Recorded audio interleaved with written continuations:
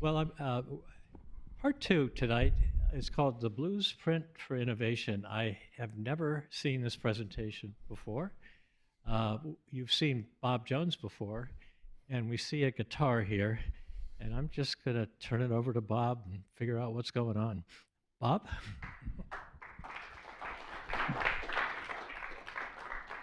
Well, that's a hell of an introduction, isn't it? Thanks, Joe. I want to go off script. He needs no introduction. I want to go off script just for a moment because I've been thinking about this remarkable course that you are finishing up tonight. And, you know, somehow we've ended up with a bunch of speakers, all of whom are volunteers. None of them are academics. Everybody's had professional experience. A fair number of them are pretty accomplished. And all of them do what they do for free.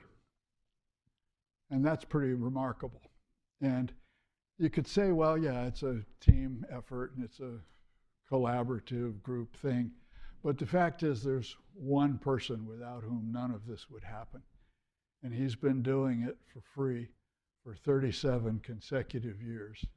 And that's astonishing. And I would love to have you join me in giving Joe Hadzima a big round of applause.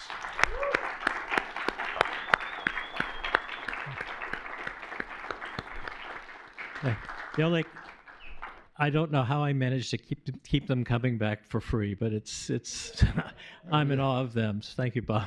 You keep promising to double our pay. And that would be the answer, I guess.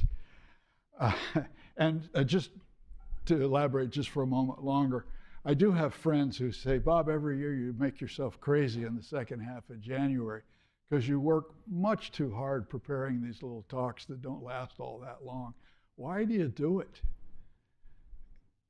And part of it, of course, is that it's frankly a privilege to be involved in a program of this kind of quality. Second is that in a perverse sort of way, it's fun. And third, frankly, it's because of you guys. It's really gratifying to work with an audience of this quality. So I'm glad to be here. Well, thanks. Okay, do we have any musicians in the room? What's your instrument? What's your first instrument?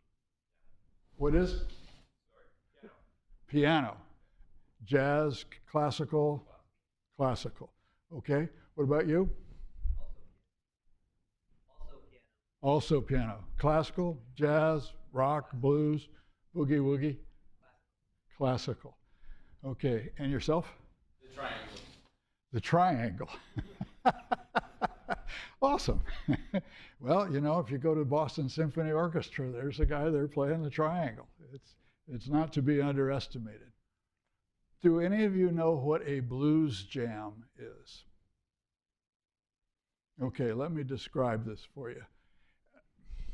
There are places out there that set these things up. Sometimes it's once a week, sometimes it's once a month, and they provide a back line of amplifiers, a drum set, PA system for people to sing through, and they just open the doors.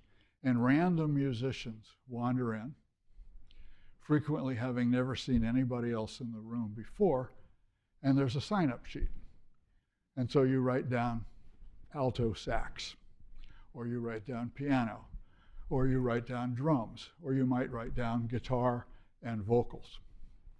And the coordinator of all this is charged with putting an ensemble up on stage that sort of makes sense. So you don't want 3 drummers and nobody who sings.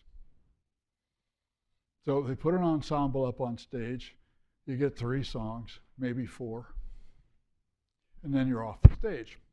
And so you're playing with people frequently that you've never seen before, often playing songs that you've never heard before. And it's a bit of a high wire act. And I do these every now and then. And what happens is everybody ends up on stage and we're all introducing themselves. I'm Bob, I'm Charlie, etc. Who sings? Okay, well then we're going to do your songs. What songs do you know? And so there's a quick talk through. Well, it's a 12-bar blues. It's an A, goes to a quick 4. It's about here. I'll bring in the first 4 bars. You guys come in, measure 5 on the 4 chord. Everybody all right with that? Yep, okay. We count it in. And more often than not, it's a complete train wreck. But every now and then, it's magic. And it occurred to me one evening that this is actually a remarkably good model for pulling a startup together and doing innovation. You can tell a lot about your fellow musicians within about 60 seconds of playing, because you've got the guy who's got a great attitude, but he's only been playing for about 2 years and he really isn't very good. He will be good, but he isn't that evening. You've got the guy who's been playing for 20 years, but he's never been out of his bedroom. And he's just overwhelmingly excited by the fact that for the next couple of minutes, he's going to play 3 songs. And he has no idea when to not play. And so it's like trying to have a conversation with someone who just won't shut up. And then you have the guy who all of his friends have said, you are a smoking guitar player. Every note you play is wonderful. And so they end up thinking, well, everything everybody else is doing is that boring stuff that comes between my solos.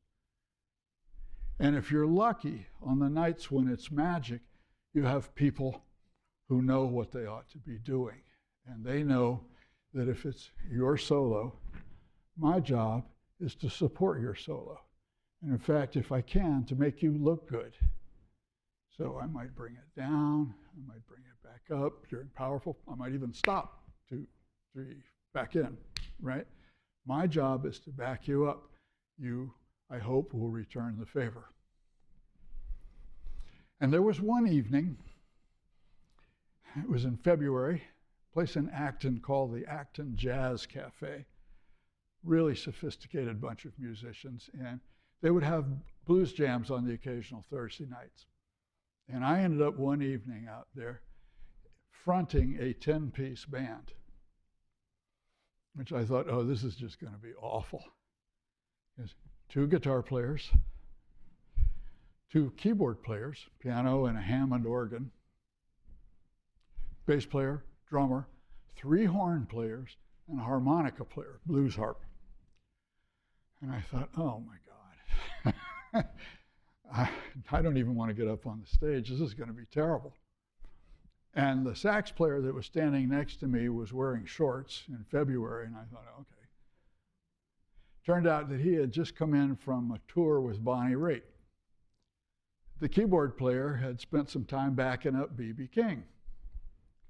I thought, I might have come to the wrong, it was spectacular. Spectacular. So the horn players all had this sort of hidden communication thing going. And they were pulling together 3-part horn lines. So I'd say, I'm tore down. I'm almost level with the ground. And they'd beep boop boop beep boop. Yes, I'm tore down. And they'd sort of had these sort of signals. You take the top, you take the middle, I'll take the low line. Ba-da-ba. It's 3-part harmonies, just spectacular. And it compensated for the times I've been there when nobody on stage knew how to count to 4. So after doing a few of these things, I thought, this is really a pretty good model for the world of startups, because every now and then it's magic, and most of the time it's a train wreck. And I thought, I ought to be able to give a talk on this. And you will recall Thursday evening, I said most people can't remember more than 3 things, and you should think about what 3 things you want them to remember. Well, I got 3 things: structure, collaboration, and know your customer. So what you're going to get out of this, and I'm going to elaborate, how to identify the bad structures that will kill a good idea, why you need collaborators, and how to pick the right ones, and how to change your focus. And again, I think this is a great metaphor for innovation. They both require a blend of discipline, creativity, and risk-taking, and I'm going to try and illustrate some of that. Oh, my background, I started 4 startups with doctors out of Harvard Med School. I took a break from entrepreneurship and was CEO of a publicly traded company, which was a turnaround. I've had a couple normal jobs. I've worked with a lot of high-growth entrepreneurs. I went to a couple of schools. I wrote a book. I actually do have 2 issued patents, so I can lay some claim to understanding innovation. I play a lot of music, and I've been known to volunteer in homeless shelters. In fact, 2 weeks from Saturday, Valentine's Day, I will be at the Pine Street Inn for Women playing nonviolent music sitting in the corner while they have a little Valentine's Day celebration. Okay, I promised illustrations, but first, there are people who think that inspiration and innovation and et cetera, these are things that are like divine. And maybe, but I think it's a skill set. I think you can learn how to do this. And you may not have developed it yet, like the guy on stage I knew would get there, but he hadn't had time yet. While you are learning how to do it, you will make mistakes. But be of good cheer. The more you do it, the better you'll get at it. Oops. So make your plans allowing for a few mistakes. We customarily refer to those as pivots because that's much gentler on the ear than to say, well, I really screwed that up. I got to change it. All right, let me tell you a little bit about Nancy. I was in a band in Chicago. It was 3 men, 2 women, all 5 of us sang. And we were doing a lot of that stuff that your mom danced around in the kitchen to when you were a kid, you know? So,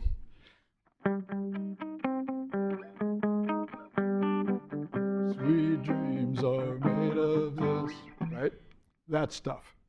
And Nancy's background as a classically trained piano player was really well suited to what we were doing. And she had perfect pitch, which means, I mean, this is very rare. Some people think it's genetic, but you'd hit a note and say, Nancy, what's that? And she'd say, it's an E flat, which it was, by the way. And hugely helpful in unraveling harmony parts and so forth. But one day we ended up booking a gig that required us to play a half a dozen blues tunes. And nobody in the band except me knew any blues. And I didn't know much. I wasn't very good at it either. But we got together and she said, well, teach me a blues. And I thought, well, this... or maybe...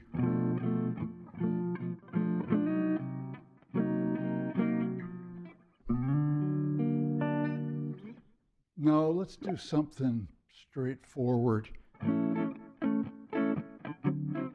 Like maybe this B.B. King tune. Every day I have the blues. So I walked her through it, just 3 chords. Here's the pattern, here's the groove. And she said, all right, well, I got it. So sing a verse and let's do it. And I said, well, nobody loves me. Nobody seems to care. Nobody loves me. Nobody seems to care. Bad luck and trouble, you know I had my share. And I said, all right, play a solo. She said, what?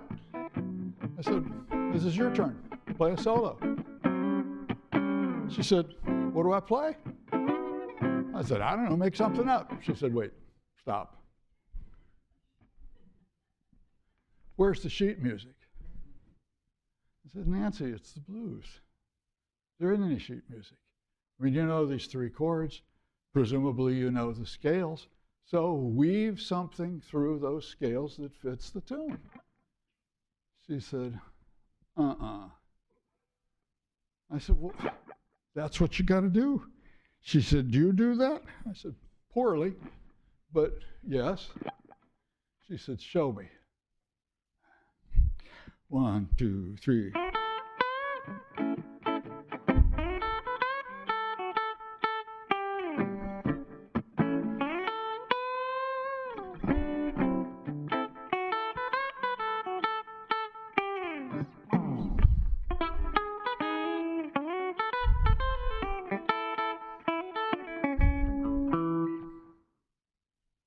She said, you just made that up.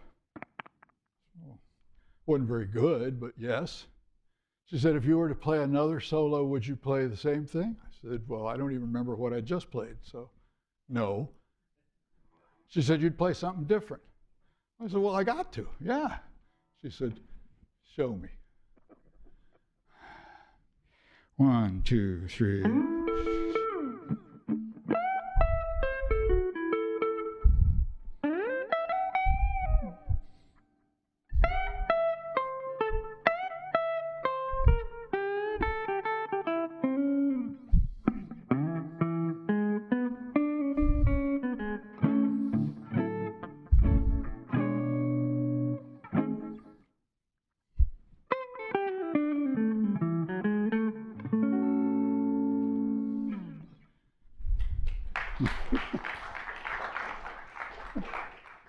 Thank you. She said, all right, smart ass, I guess you better teach me how to improvise. So I said, okay. Well, there's 3 pillars of innovation. And the first one is you've got to totally understand the structure. So, Nancy, there's a measure in A, a measure in D, back to A7, etc. I walked her through the structure. Well, let's put that into corporate terms for a moment. Because this is often overlooked in the marketplace, and the results are usually fatal. There was a time some years ago when Campbell's Soup was accused of selling overly salty products to poor people. And they were offended by this and decided, nope, we're going to make some stuff that promotes consumer health. And they spent a lot of money and a lot of R&D efforts putting together meal combinations that would improve your health. And they even ran clinical trials. People who followed their meal program lowered blood pressure, lower cholesterol, et cetera. It worked. It turns out, of course, that to provide these products, you should buy them in the refrigerated sections of the stores. And Campbell's Soup is in the middle of the store where all the dry goods are. And what Campbell didn't realize at the time was there's a whole different supply chain. You refrigerate it where you make it, you put it in a truck that's refrigerated, you ship it across the country and keep it refrigerated. It goes in a different door at the distribution center so that it stays refrigerated, et cetera. Well, they hadn't thought of that. And it also turns out that in supermarket chains, Stop and Shop, the person who buys the refrigerated stuff is totally different from the person who buys the dry goods in the middle of the store. And they had no contacts with those people. Who would say, well, you know, we see your stuff, but we don't know you. And, you know, we have a delivery window from between 10 a.m. and 11 a.m. on Tuesdays, and we have no idea whether or not you can make that. So the net of this was they didn't know how to deliver it, and they didn't know who would buy it. And the end result was it failed because they did not understand the structure. That's externally viewed, right? Structure in the marketplace. P.S., I'm not being disrespectful. That was one of many mistakes I made in the story I told you our first night together. With Regain, we were trying to sell it in retail pharmacies, and we had been selling it in hospitals. I didn't know anybody in retail pharmacies, right? So very easy, but it's fatal. So the takeaway for you as founders is understand the entire chain of steps that run from, gee, I'm having an idea, all the way to, oh, look, the wire transfer cleared. And you don't have to know that right away, but you have to get there. So that includes manufacturing, how are you going to make it, how are you going to get it to some place that's going to sell it, how are you going to tell the world about it, who's going to sell it, how do you bill it, how do you collect your money, all that stuff. Understand the structure. Now, Joe and I, and maybe some of you, have had experiences working with very large consumer packaged goods companies, Fortune 50, many, many billions. And in at least one of them, the CEO said one day, all of our innovation is coming from people like you. Feisty little startups. You go out there and fail without our fingerprints on it. When you get it debugged, we'll buy it from you. And he said, that's not good enough. In 2 years, I want at least 50% of our innovation to be done internally. The problem was, if you were one of these innovators, they'd greet you with high hopes, and then they would say, you're going to coordinate, your liaison will be with the director of new products or whatever, who had been there for 37 years and was totally trained, some would say brainwashed, in the old ways of doing it, which were all designed to lower the risk. So they have all these stage gate review processes. You got to get approvals everywhere from people who'd say, gee, I don't know, it's not 100% right. It's an innovation. No, I'm deeply uncomfortable here. Oh, financial hurdles. Well, you know, if the product won't do 150 million in annual revenues within 2 years domestically and 500 million annually internationally, then it's not worth our while. Well, you just strangle the innovation process, right? And that really didn't work. My experiences were frustrating. Your experiences were frustrating. If you do it, beware. And sometimes people say, well, can we do it internally? Can we bring in people like you to help us do it? And I had one of those. It was a healthcare insurer. Think, I don't know, United Health or Blue Cross Blue Shield, those guys, one of the really big ones, who got it in their head, we need innovative new products. And we've put together a group that's going to do that. And Bob, we'd like to find out if you have any interest in that. I said, well, I might. I love the idea of not being broke all the time. You guys have capital and you have reach and distribution and all that. So who's on your team?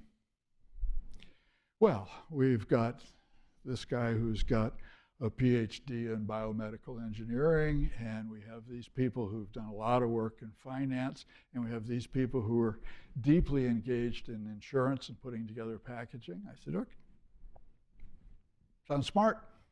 Have any of them ever created a new product? Have they ever done any innovation? No. Remember what I said about it being a skill set? They'd never developed that. I said, well, okay, we're not dead yet. Do you have a boss? Do you report to somebody? Oh, yes. We just brought in a very smart person from McKinsey, the big consulting firm.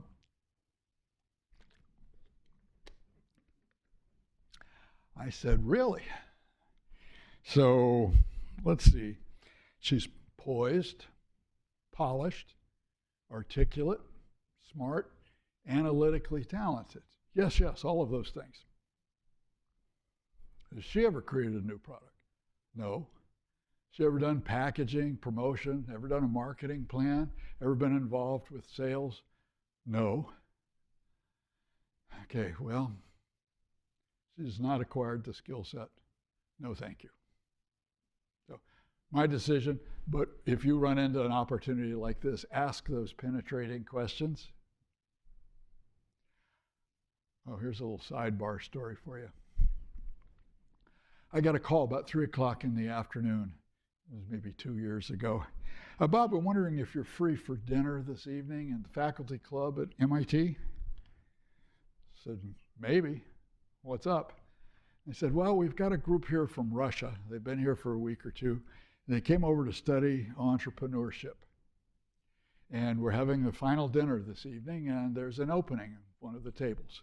I thought, all right, I know how that works. Somebody canceled, and you guys just figured you'd lower your standards and bring in anybody to come sit at the table because I'll eat anything.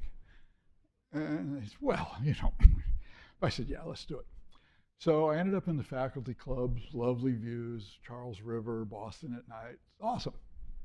There were 2 of us from MIT and 8 people who were part of this Russian cohort. And I said, well, how was your visit? How's it been? Oh, God, we're so excited. We learned all about how to calculate customer acquisition costs and how to calculate customer lifetime value and all this stuff about innovation. We just can't wait to get back home and start doing this innovation. I said, well, that sounds great.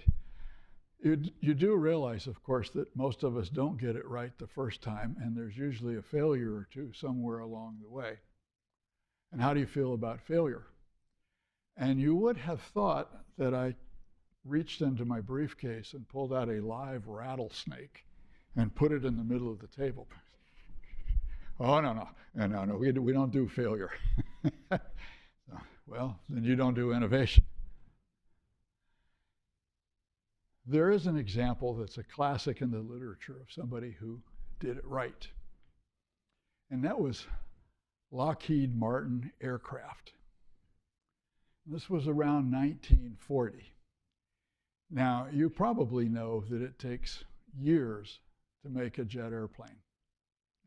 In fact, if it's Air Force One, it's 8 years and counting or something now, right? It takes a long time. But the Air Force said, I think there might be a war coming, and we need a jet fighter immediately. What Lockheed did was say, okay, we're going to pick a few talented engineers, and we're going to move them out of the building and put them in a separate building. The separate building was right next door to a company that made a lot of plastic parts. And it had been a bourbon brewery. And the combination of those meant it just smelled absolutely god-awful. And every day, these few engineers, because it was walled off for most people, would go into this place, and they dubbed it the Skunk Works. But 143 days later, the Lockheed Shooting Star was flying. First jet airplane used by our Air Force in World War II. They broke every imaginable speed record. The tradition continues, and the term Skunk Works is now trademarked by Lockheed. So the magic, a group within an organization with a lot of autonomy, unhampered by bureaucracy. So my point number 1 is that structure is an unmitigated, non-negotiable part of innovation. Understand the structure. So far, so good?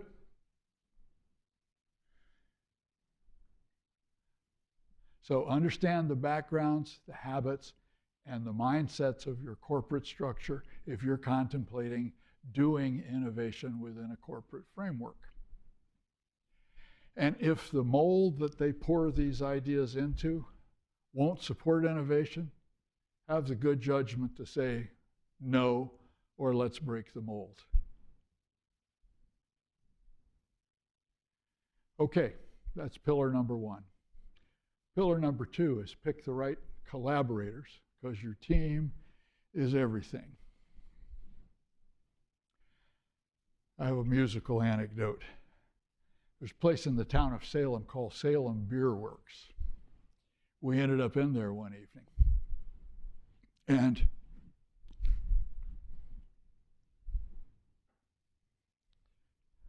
it really wasn't the kind of place that we should have been playing in, because it was brightly lit, it was loud, and if we looked at the audience, we'd have a table of 4 stylish women sitting over here, and a table with 4 guys who had baseball caps on backwards, over here, and they weren't interested in the music. What they were interested in was how are we going to introduce ourselves to those ladies.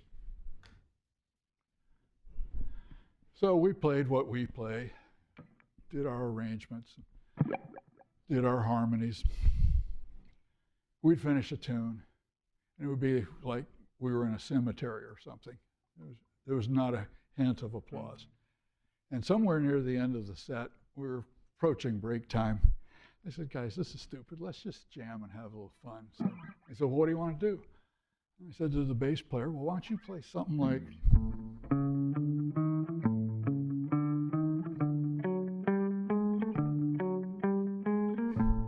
And I'll,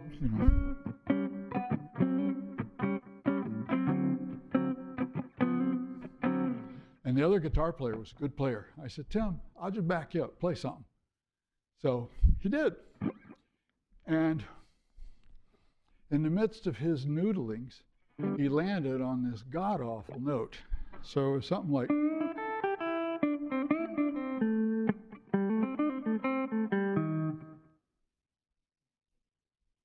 And he got this, oh my God, look in his face.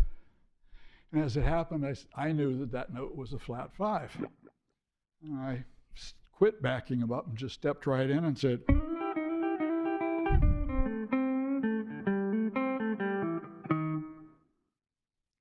and he said, oh, well. And I said, okay.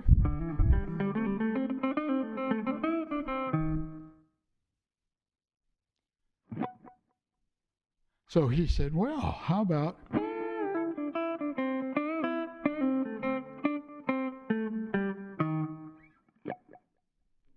So I told the bass player and the drummer, stop. Let's push our luck a little bit. I don't know how much stuff this guy knows, but how about...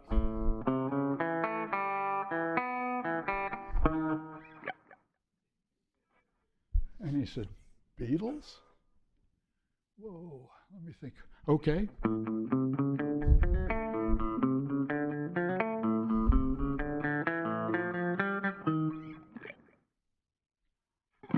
At this point, I noticed the room had gotten quiet.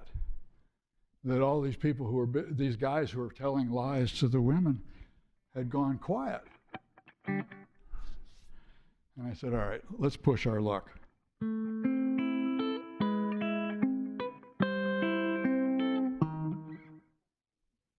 And he was all over it. He said, yeah.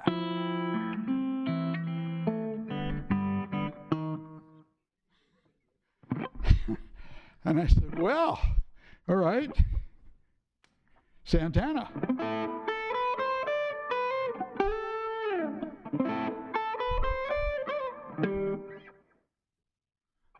Right there.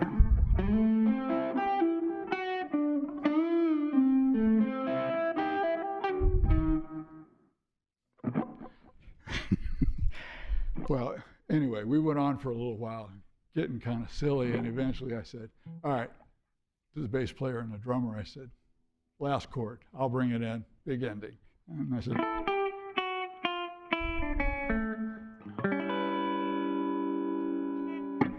and we finished our set.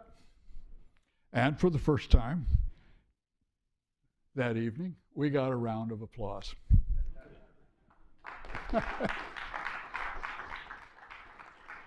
Thank you. So what just happened? And I'm going to ask our assistants here to bring microphones around. I want you to tell me what just happened. Go ahead. Eric, you'll do the honors. Thank you. You turned a mistake into innovation.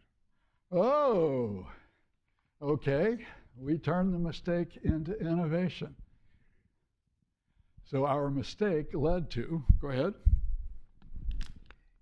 You fed off of the environment and adapted to the moment.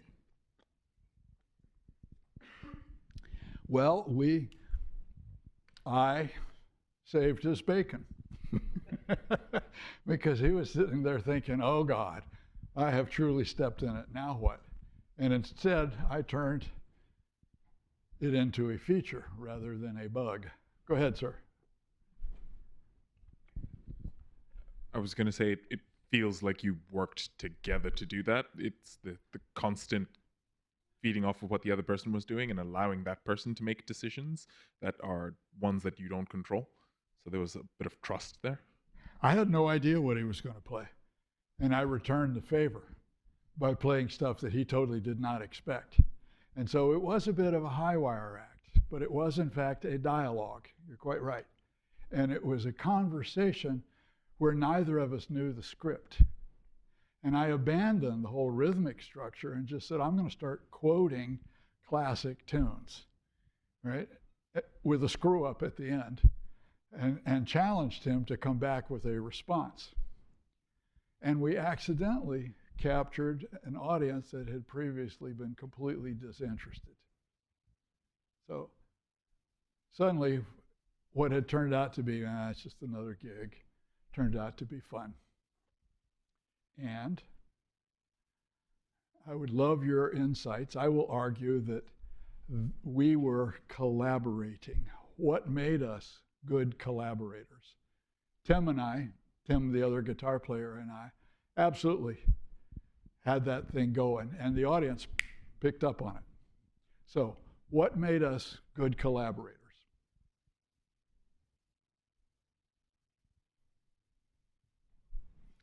Behind you, Eric.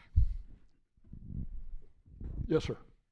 You guys both spoke the same language. Yep. We both spoke the same language. What else?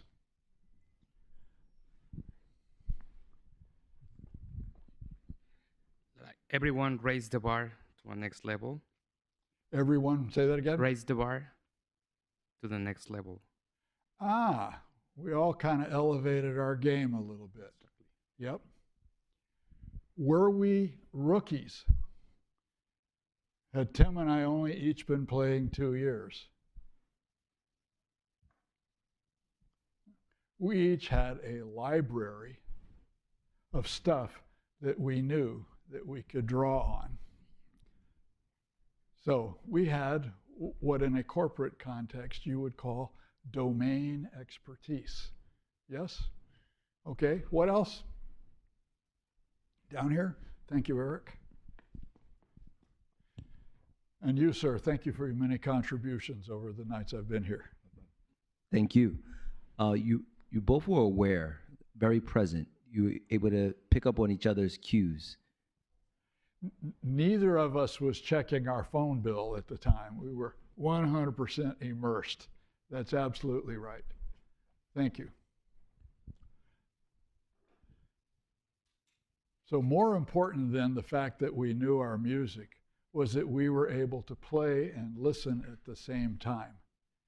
And the analogies to the kinds of collaborators you will be working with, I hope, is obvious. We're also not afraid to take chances. We stepped way out onto the thin ice, right? And in fact, that's exactly how he made that calamitous mistake at the beginning, was he went too far and he fell on his face. And I rescued him and turned it into something that was fun. We also didn't quit after the first mistake, but we rolled with it and turned it into something pretty good. And a quick corporate example, there was a team out there that was charged with making a better glue. And they were unhappy with what they came up with because the glue would last a long time, but it wasn't very strong. Come apart, stick it, come apart. And one of their collaborators said, why don't we call it Post-it notes? Right? So what they were unhappy with, and they were about to quit, turned into a gazillion-dollar business. And then finally, as collaborators, at least one of us stepped up and said, all right, enough already. Let's stop. It's time for a break. Yes? Okay. Which brings us to you. Enough about me. Let's talk about you. I think you guys are going to end up, I hope you will end up, collaborating. You will want to pick your collaborator because, as Martina said in the talk that just preceded me, this is a favorite mistake of founders to try and go it alone. So you're going to want people to collaborate with you. What will you look for? Let's not talk about co-founders and equity and all of those complicated things. Let's just say, this is not a ballpoint pen. This is a magic wand. I wave my magic wand, and you can have your pick of people to work with you, and they'll work for free. Just to free yourselves from the constraints. What would you look for in a collaborator or a team of collaborators? Yes, sir. Eric? Thank you. You had your hand up, yes? Yeah. Okay. I have accidentally called on people who did not have their hand up. They break out in hives. It's not pleasant. The most important thing I look for is trust. Trust. Tell us more about that. Yeah, the ability to understand that the other people will execute the things that he needs to execute without figuring out if he will make it or he will not make it on time. If he's facing an issue, it will tell you. When you are making mistakes, he will tell you. And it's like a relationship, a really important trust relationship. Well, I think that's an incredibly important point. You guys agree? Would you care to comment? Yep, okay. Trust usually goes hand in hand with respect. And one of the things Marina told us was that in her teams, they argued all of the time. But they stayed together and they made a better product. So the trust and respect is essential. What else? It's not that simple. I might trust my childhood friend, but my childhood friend isn't any good. My kid brother at one point really wanted to work in a startup that I had going. And I love my brother, but I knew that I'd have to fire him and I couldn't do that. So I trusted him, but he was not the right person to bring on as a collaborator. Your thoughts, sir? I think I would look for people that has an expertise in my weaknesses. Has an expertise in your weaknesses. Well, I think that's very important, but if you're like many founders I know, you firmly believe that you're good at everything and don't have any weaknesses. So now what? Oh, you have an answer? Maybe you can't find someone that could point out your weaknesses. Okay, good. Go ahead, sir. Being persistent. A little louder, please, and bring that. Being persistent. That you. One more time. Being persistent. Be persistent. Yes, very important. All right, don't give up when you hit a sour note. Keep rolling. All right. You have one, Zoe, down front. Hang on. Wait, you're being recorded for posterity here. Hi. I was going to say somebody who I get along with. Somebody who I get along with. Well, that helps, doesn't it? Somebody that I can have fun with, that I really enjoy being with, because you spend a lot of time with these people, and it has to be somebody who I can communicate with and I can enjoy being with. I've actually had to fire some people who had a proper skill set, but as soon as they walked into the room, everybody went silent. They just didn't want to be with them. So that's subtle, but it's important. So I listed, we have one more? Go ahead.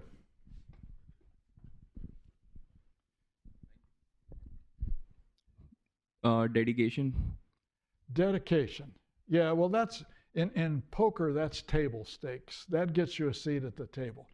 And it is an indispensable requirement. I think you want collaborators who complement your strengths. And I think a good way to diagnose that is you could probably say, well, you know, I know I'm brilliant and modest, and I could probably do all of these things. But at the end of the week, if I look at the list of things that needed to be done, what are the ones I just somehow didn't do? You know, do the financial summaries, or figure out how to put in a performance appraisal program for my employees who ask me really awkward questions like, where do you see me in 5 years? Think, what? So maybe the question isn't, what am I not good at? It is, what is it that I just don't seem to get done? Right? And if you can find collaborators who say, I'm all over it, I love it, I'll take it, you won't have to worry about it, hire them. You trust them, which you guys have said, absolutely imperative. And that takes a couple of sides. Sometimes imposter syndrome hits you, and you think, I am the village idiot. I am the dumbest person God ever made, because you just missed a deadline or whatever. And if somebody on your team comes up and says, knock it off, we're doing pretty well, and this is going to work out, cheer up. You don't want to feel like, well, they're just trying to give you a big wet kiss. You want to feel like, no, I trust this person. They are of sound judgment. Similarly, sometimes they have to pull you aside as the headstrong CEO and say, look, you're going right down a rabbit hole here, and you're going to end up in Neverland. And don't do it. And you have to be willing to listen to that. So I will argue that's some of what you want in your collaborators. And then finally, and Ms. Hatsopoulos referred to this as well, you're actually judged by your results, not on how frenetically you work or what great plans you put together. You have to get stuff done. And you want collaborators with whom somehow you get stuff done. Right? That's not phrased in a lofty manner, but it's imperative. If two of you can operate like a team of 4, book it. Right? Take them. Okay. So those are 2 of the 3 pillars of innovation. Understand the structure, pick the right collaborators. The third, read your audience. Know your customers, understand their problems. Well, let me give a couple of examples. One is musical. I will spare you the guitar for this. There's a club in Maynard that's actually really attractive, and a lot of my musician friends wanted to get their bands booked in there. And I was lazy or busy or something. I did not charge at that target. But I checked in with my friends, colleagues, and said, well, how'd it go? I said, nothing. Absolutely. Just did not pay any attention to us at all. I said, well, what did you tell him?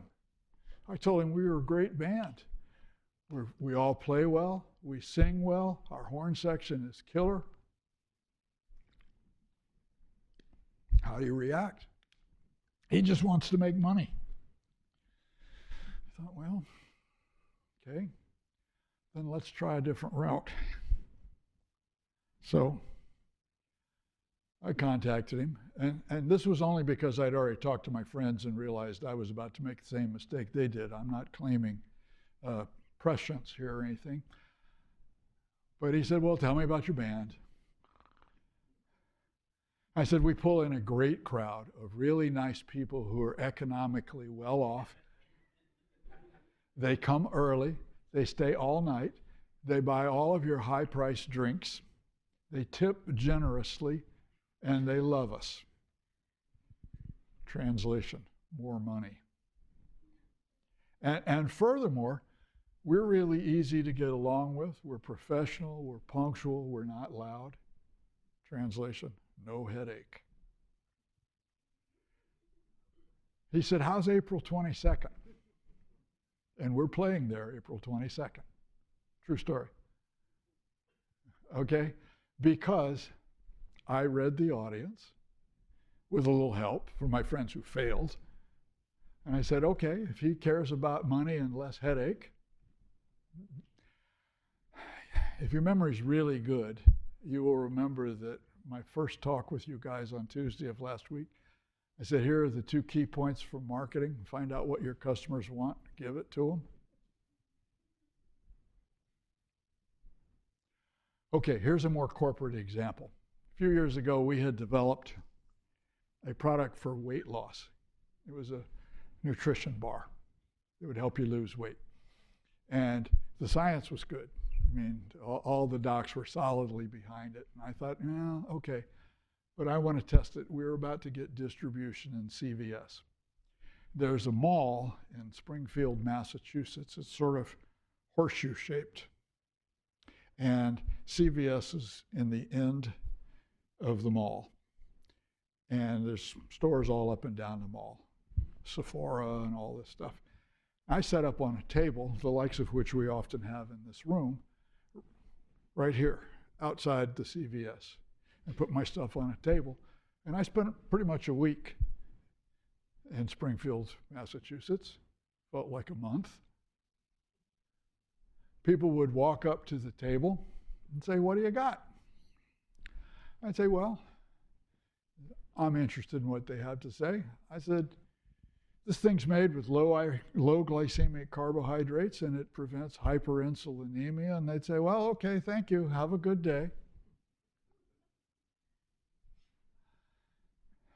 And, you know, I'm kind of slow. It took about a day before I figured out this isn't working.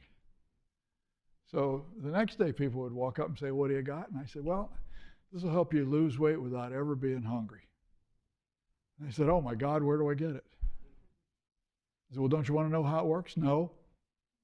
"How much is it going to cost me to find out if it works for me?" "It's going to cost you $10 for a pack." "Where do I get it?" "Aisle 7. What was the difference? Oh, who said that?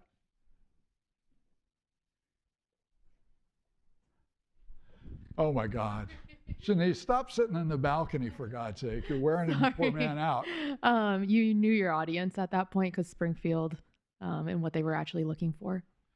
I didn't know them right away because I certainly blew off a day telling them what I thought they needed to know. But you're quite right. Day 2, I told them what I thought they wanted to know and benefits, right? So, thank you. You're right. One more story. When I took over this company that I've mentioned that was publicly traded, Hong Kong Exchange, made tofu and soy milk and kind of a big deal in Hong Kong. But the US division had lost money for a long time. It needed some fixing. And among other things, I asked the marketing team and the sales team, "You guys ever eat tofu?" They'd say, "No." "Ooh." And I'd say, "So you're selling a product that you've never sampled yourself?" And they said, "Well, that's right." I said, "Okay. Do we have an 800 number?" "No." "Okay, we're putting in an 800 number. I'm hiring somebody who will answer the phone. And I'm going to talk to her at least once a week to find out what people are saying." And I did better than that, actually. I would answer the phone myself. We had 250 employees. I would answer the phone myself for about a half hour each week. "Thanks for calling. This is Bob. How can I help you?" They didn't need to know I was the CEO. It was really interesting. So I'd show up and I'd say, "Kathy, go take your lunch break. I'm going to hold your phone down for half an hour or so." "Okay, great." And maybe the third time I did this, "Hi, Bob. This is Mabel. I'm calling you from Meridian, Mississippi. How are you?" I said, "Well, Mabel, I'm having a pretty good day. Thank you for calling. How are you?" "Well, I got me a big glass of sweet tea, and I'm sitting here on my porch with my big old dog, and I'm doing pretty good." So, "Well, Mabel, I want your life. So what can I do to help you have an even better day?" Okay, sidebar. You probably know this, but tofu looks like a rectangular brick that some would say it's like cottage cheese, some would say it's like library paste, but it's this rectangular white block packed in a container with water so it doesn't dry out, etc. And Mabel said, "Well, I bought my first tofu last week, a couple days ago actually. I drank the water. Now what do I do?" Well, I was so astonished that it took me 2 or 3 minutes to say, well, Mabel, why did you buy your first tofu? She said, well, you know, my husband, Elmer, he got his annual physical a couple days ago, and the doc pulled me aside and said, Mabel, you're going to be a widow in about a year if you don't change Elmer's diet, because all that stuff he's eating is going to kill him. And I thought, well, you know, he loves this like lasagna with all this ricotta cheese. I thought maybe if I put tofu in there, it would be like not as bad for him or something. I thought, oh my God, it's a healthy Asian diet. Meatless Monday. And, I mean, there's just stuff we could do with this. And I started thinking about it, and I started talking to people who prepared tofu, and I came to the conclusion that it was like chicken.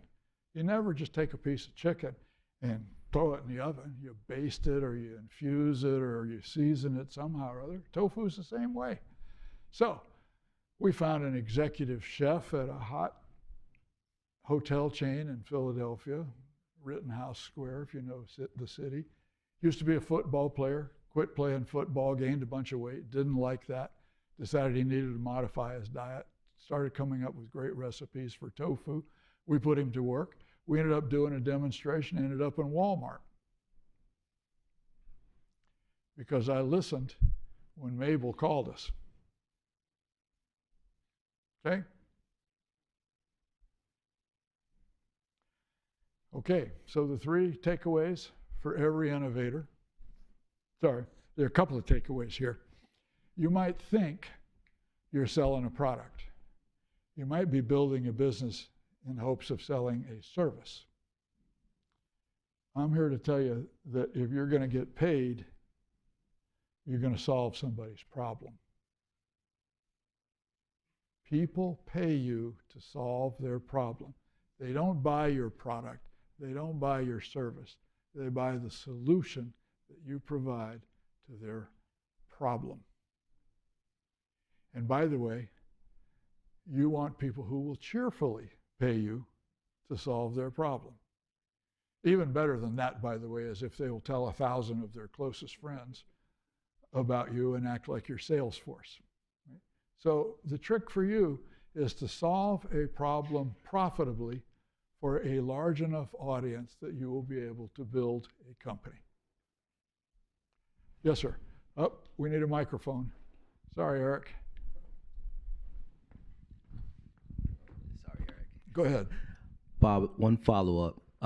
You may have not been able to have that source of inspiration if you didn't,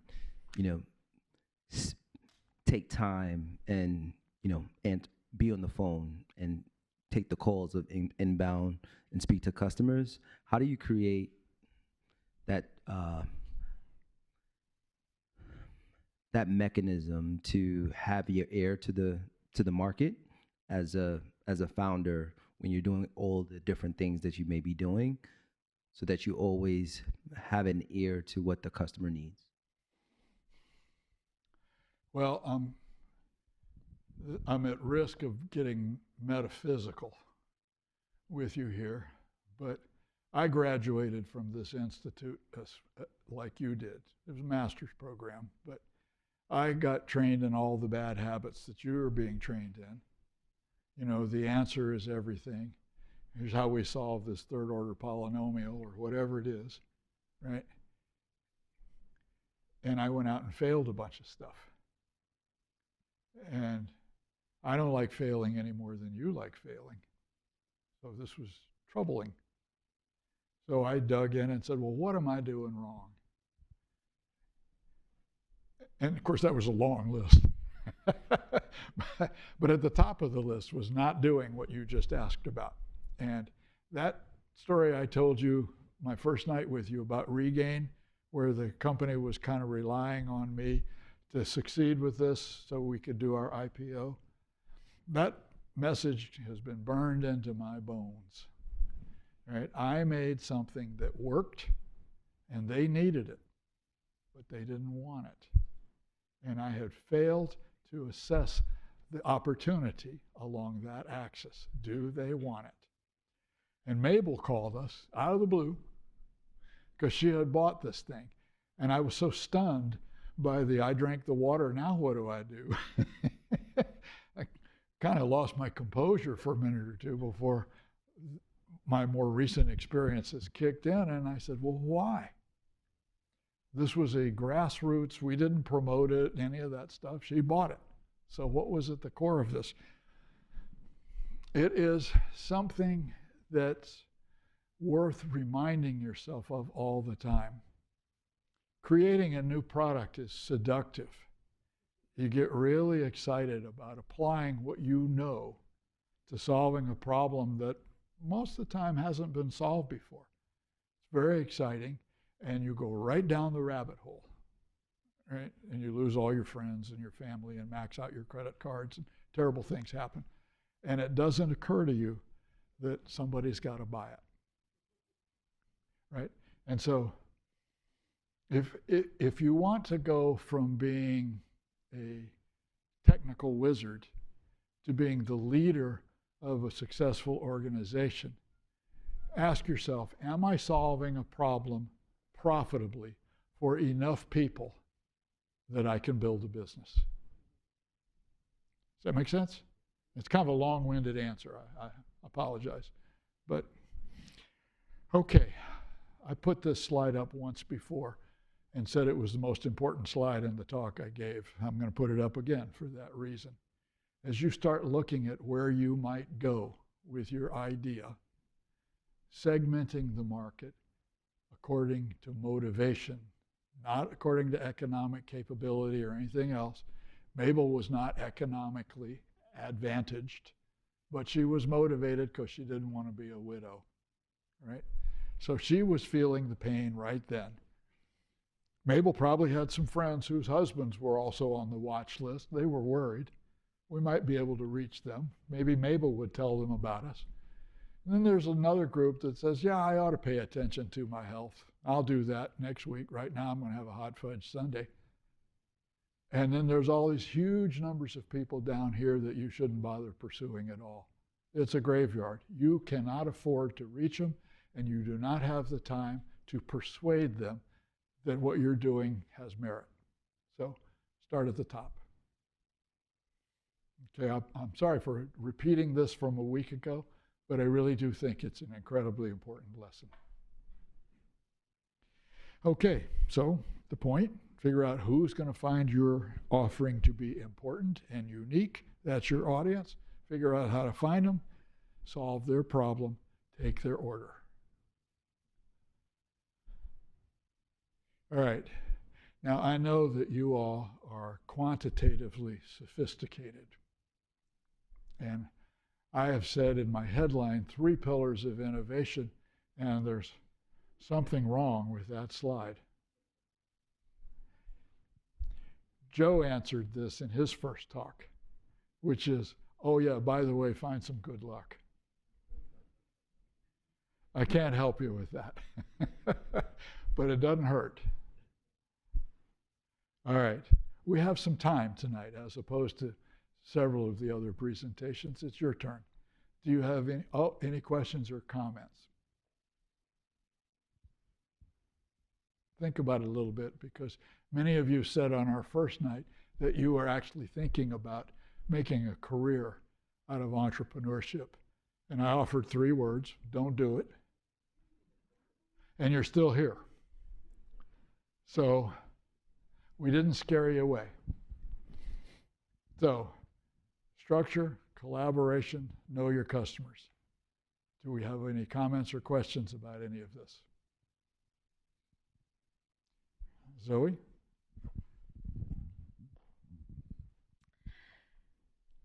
I have a question about pricing with the customer. So how do I find out, like if I know a customer has a problem, how much it costs to solve that problem, so I know how to price my service to them?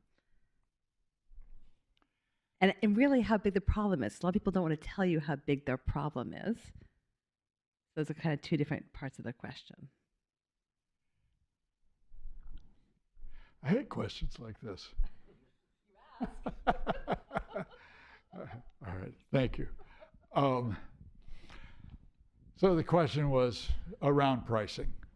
How do you figure out how much you can charge for this? The first time I tried this, I said, how do you feel about $3 a bar? And they said, fine. Completely worthless answer. Classic mistake. And I don't know if I have a really reliable answer for this, but I can tell you what I do, which is invest some time. You know, what are the, I hear you, I'm pretty sure I understand your problem. What are the consequences of that problem for you? Well, I'm worried that my little 8-year-old is going to die in her sleep. Okay, that's pretty serious. I'm worried that my husband Elmer, who's overweight, got high blood pressure, got elevated cholesterol, has a lousy diet, and he's going to leave me a widow in 12 months. Okay, now I kind of understand the consequences, right? Or we worry about data security, because if our stuff got hacked and 10,000 of our customers' personal identification things, banking information were all on the internet, that would be really bad. We worry about that. Follow-on question is usually, well, how are you addressing it now? Well, we're doing these things. And I assume that those solutions are not free. Oh no. Oh my God. And I've had people say, oh Christ, we've had 3 agencies in the last year in here. Each one of them charges more than $300,000. And in every case, we did not move the needle. So this is not a perfunctory conversation. You might remember that night before last I said one of the key qualities is to stop all the selling. Ignore those people who tell you always be closing, and listen. Develop a little bit of empathy. But what came out of that was, Jesus, you spent $1 million in this past year on this. That's helpful. And then I often follow up with, well, if we could do these things for you, what would you expect to pay for something like that? Or maybe, help me out, I'm going to call on one of your competitors tomorrow. What do you think they would pay me for this? Right? So we're trying to extract guidelines. And you may recall my conversation with you about the diabetes product. I said, where would you expect to buy it and what would you expect to pay? And those folks who said supermarket said 49 cents. And those people who said pharmacy said $1.25. Same product. All right? So ask them, in a word. That's one. You have a question, sir? Is another way to say it? Use the microphone, please.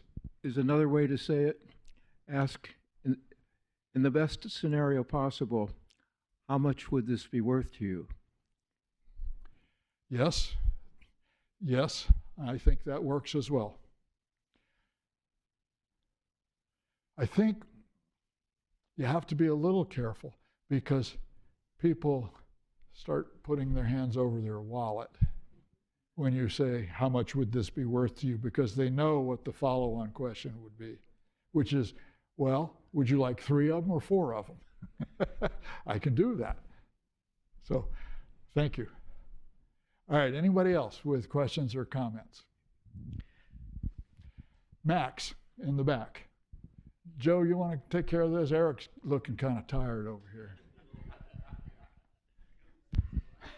I think we've heard a lot over the course of this class and today in particular about building a culture and building a team and how important that is. And I think as some of us are embarking on solo journeys or early on in this journeys, it's an intimidating task to think that anyone would want to join us. So curious about your thoughts around that and how to cultivate that early team and start building a culture early before you've lost the opportunity to do that. Max, that's an incredibly good question, and I don't want to let you off the hook quite yet. What do you think is the method that most people use to start those conversations? What's the method they use to start those conversations about finding a partner or finding culture? Yeah, I'm considering I am in fact starting a company, and I am looking for collaborators. How do you think I or most people like me begin those conversations? I think it's talking to as many people as possible. Yes, but what do we say? Not what should we say. What do you think people most frequently say? I think it depends on the nature of the conversation, but you're selling yourself as a partner and you're selling the idea both at the same time. That's not what I have encountered. I think that's what you ought to do. But what I have encountered is people say, oh my God, I have the coolest technology you have ever seen. I can bring dead people back to life. I can make the grayest sky blue. I can make it rain whenever I want it to. I can build a castle from a single grain of sand. I can make a ship sail on dry land.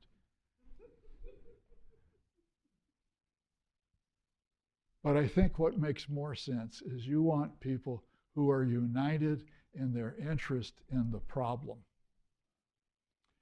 So I am terribly concerned about all of the people in the world who do not have access to potable water. And I am looking for a talented team of people to join me in addressing that problem. Does that make sense? It does. I like that reframe a little bit because you're coming nested within that, which I think lends itself to the second part of that question. Is a culture is distilling similar shared values. Yes. You hope that commonality around the problem facilitates that, but that's still an assumption that needs to be tested. Well, that at least binds us together while we're disagreeing. Yeah. Right? Because I think it should be pink and you think it should be green, and we get pretty heated about that. And after a while, we think, yeah, but we still want to solve the problem of potable water. So let's go get a beer and set it aside. We'll pick a color tomorrow. Yeah. Right? So I think this is a really good question, is how do you get about the business of building a team? And if I can synthesize what we just said with, it would be helpful to get along with them. It's kind of, forgive me for being colloquial, but I want to dance with people who want to dance with me. And then if I got a list of people who want to dance with me, I can start the filtration process. Do you have the chops, right? So you know your stuff. Are you willing to do the stuff that somehow I just don't seem to get around to doing? I mean, I know I'm wonderful at everything, but there is this stuff, right? So thank you for a very good question. You have something as well? Well, at this point, it feels more like a follow-up because my That's question. Acceptable. Go ahead. my question had been about before he stole it. Yeah, before he stole it. Well, before you answered it, before I asked it. Okay. That's that prescience. As someone who might have that same issue of thinking they're great at everything and needing a little bit more of that assistance in getting other people who will do the things I just don't get to. There's this question of what it is to find those people.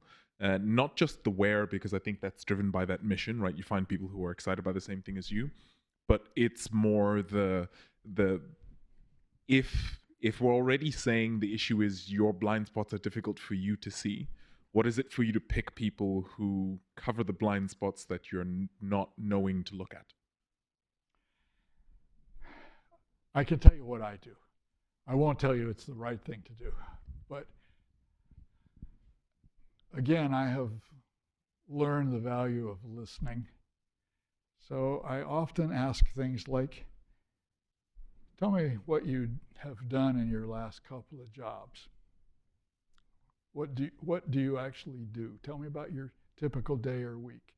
And tell me which parts of that you did because it was an obligation and which parts of it just really lit your fire. Right? If there was a day when you worked a Saturday because you were just really fired up to get this done, what was it you were doing? Right?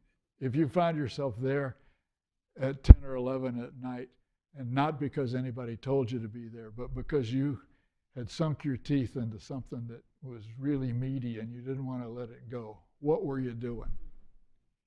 And out of that, you get a sense, a profile. What kind of music do you like to play? Right? When you're left alone, what kind of music do you like to play? Well, I'm terrible at that kind of music. Right? I can't play saxophone. I need somebody who can play saxophone. Right? So I find that to be helpful. It's a good question. I hope the answer is useful to you. Okay, got one more? Go ahead. Yes. How have you sharpened over time your skill to decide when to pursue one idea or one venture and when to pivot, even though in the same venture? Well, in the early days, I would pursue the things that I was most excited about. These days, I'm more cynical, and I follow the money. That's not to say that I look to make a ton of money, but the first question that I believe every prospective entrepreneur ought to ask is, how will I make money? Because your business will fail if you don't answer that question. I mean, that's pretty linear, right? But it doesn't matter how wonderful and how great your idea is or your technology. Your technology may well succeed. Your business will fail. And the next person who uses the technology will succeed with it, which is heartbreaking. Right? But how will I make, add one more word, enough money? How will I make enough money that the business does not run out of gas? And if I am triaging ideas, then I look for the ones that rise to the top. That pyramid, again, how can I start a company that will solve a problem profitably for enough people that I don't have to go out begging for funds? Right? We have one more down here, and then I'm going to start to wrap it up because I promised Joe that I would finish on time tonight. Following on the point you just made. Hold the mic like this, please, sir. We're not picking you up. Nope, you've got it, but point it toward you like that. Yes, sir. Thank you.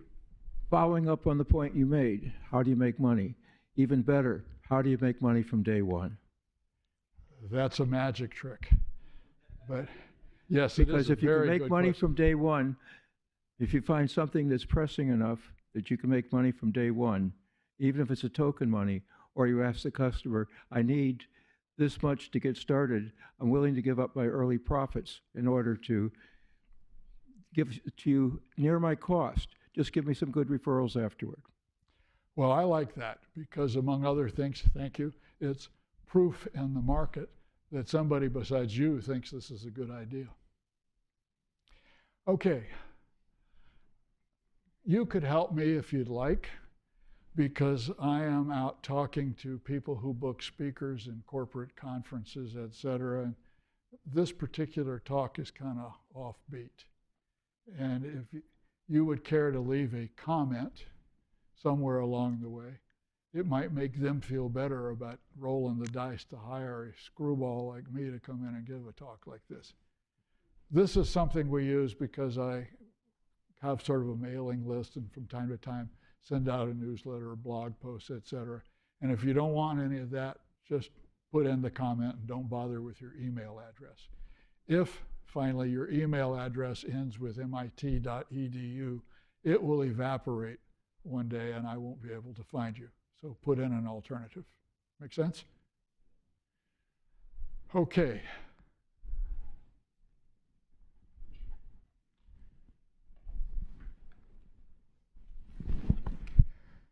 I probably told you this joke before, but what are the two words that audiences most like to hear from a speaker? In conclusion.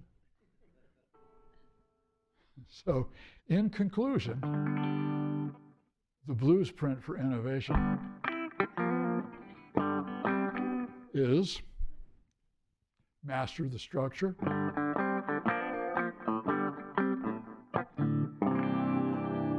pick the right collaborators, because your team is everything. And pick your audience, solve a problem, build a nice business, and thank you very much.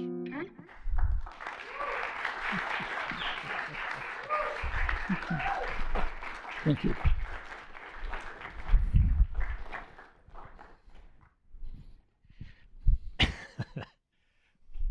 Bob was talking about something like this, you doing the guitar with it, and I said, why don't you think about doing it at Nuts and Bolts? And he said, oh, that's an interesting idea. Hence, amazing, Bob. Thanks. Well, I've never given this talk before. Tonight was the debut. Thank you for suffering through it. Thank you. As I said at the beginning, if you pick the right people and give them sort of a general idea of what they're supposed to do, amazing things can happen. So, okay, so we've come to the end of our 6-session journey. I want to go back to the beginning where I started off by saying the success rate for startups is 10%. If you remember that slide. And I said what we were going to try to do is help improve your odds of being in that 10%. Now, I think we've also said we can't tell you how to succeed because as entrepreneurs, you're most likely doing something that nobody's ever done or never done in that way. What we could do is try to tell you some things that we screwed up and made mistakes on so that you might avoid those. And by avoiding those, perhaps increase your probability. So we went through things like finding your customer. We went through business models. We talked about some legal issues. We did some financial projections. Bob did presenting your venture. We had negotiation.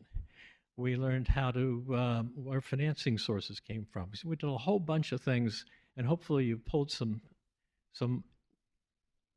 kernels out of that. Now, the problem with, it's okay to make a mistake once. The problem is if you do it 2 times or more, then you haven't learned. The problem with entrepreneurship is the mistake often comes in different clothing, and you just don't see it coming. So what you want to do is have a way of thinking about what you're seeing and seeing if it fits any pattern that you've seen where you say, I think I know what's going to happen if I don't change.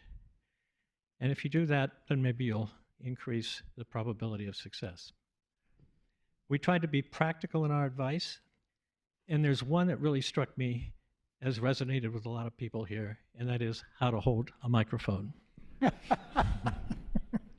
Thank you, Bob. You're welcome. So we hope this is helpful to your current journeys. We hope it's helpful in your future journeys. We'd love to hear from you.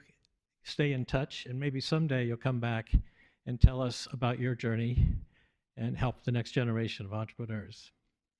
So with that, we'd like to thank you very much for attending the course, and we wish you all the best. Thank you very much.